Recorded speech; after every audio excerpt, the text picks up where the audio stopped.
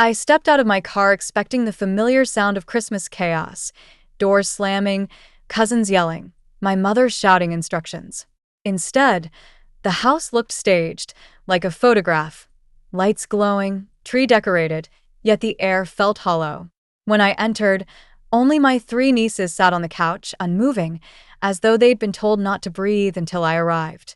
Their dresses sparkled under the chandelier, but their frightened eyes gave everything away. I asked where everyone was. No answer.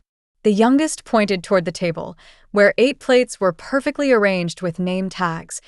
Each family member accounted for, except me. My own absence had been planned. Christmas hadn't arrived late. It had arrived without me. Confusion pushed me to pull out my phone. I called my mother first, then my father, then each sibling one by one.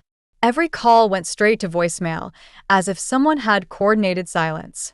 My nieces whispered nervously, trading glances like accomplices unsure of their script. Finally, the middle one gathered the courage to speak. "Mom said you shouldn't get mad. She said it's better this way." The words floated like smoke, vague, toxic, impossible to grasp. Better how? Better why? My name missing from the table wasn't an accident. Children don't lie this convincingly unless adults teach them the lines. My instinct shifted. This wasn't forgetfulness. It was a decision, and I was the subject of it.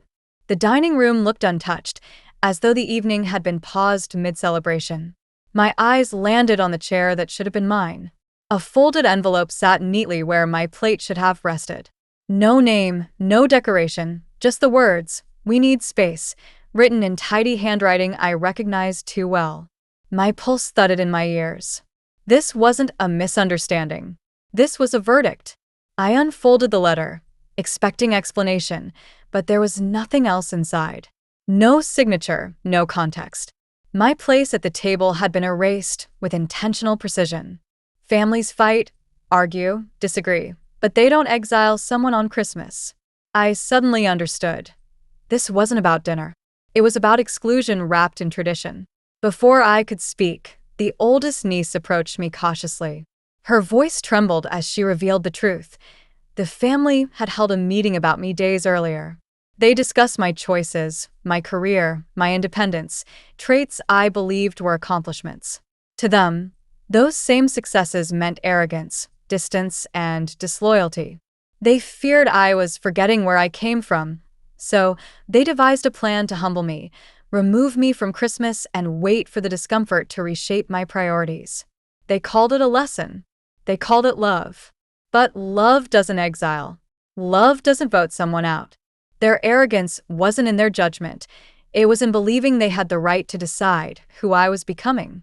I stared at the presents I had brought, careful, thoughtful, chosen with each person in mind. My hands went numb as I realized they'd never intended to be here. They hadn't ignored my presence. They had anticipated it. That hurt more than absence.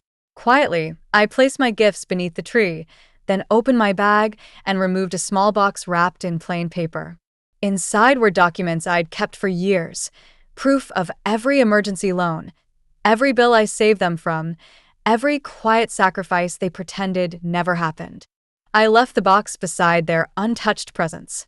If they wanted space, they could now fill it with truth. I didn't come for thanks. I came for clarity. Hours later, the front door opened. My parents walked in laughing, coats dusted with snow, pretending everything was perfectly ordinary. My mother's smile vanished when she saw me. My father sighed as if I were a chore, not a child. They insisted I was overreacting, claimed the empty house was miscommunication. I didn't shout. I didn't accuse. I looked straight at them and asked one simple question. When did I stop being part of this family? The room froze. The nieces held their breath. Not a single explanation surfaced. Their silence was louder than any confession. In that moment, I understood. I wasn't excluded accidentally. I was dismissed intentionally, long before I walked through that door. They scrambled to justify themselves. Tradition, timing, misunderstandings, but excuses are just veils. You don't forget to include someone whose presence once mattered. You exclude them when their existence challenges the roles you want them to play. I watched their faces twist, not with guilt, but irritation that I was refusing to accept their script. A family doesn't need to shout to betray you. Sometimes they simply decide you no longer belong. That night, I realized something unsettling. Blood may connect people, but it doesn't guarantee loyalty. Christmas did not destroy my family. It exposed what had been rotting beneath it.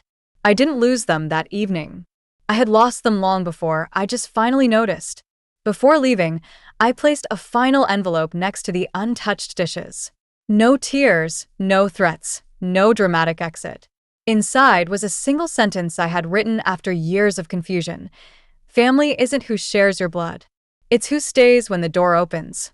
I slipped on my coat, walked past the tree, and stepped into the cold night. No one followed. They didn't call my name. They didn't look back. I had given them what they wanted, space. What they didn't realize was that space can turn into distance, and distance into freedom. That night, I learned something invaluable. Not everyone who leaves you deserves regret, and not everyone who stays deserves a seat at your table.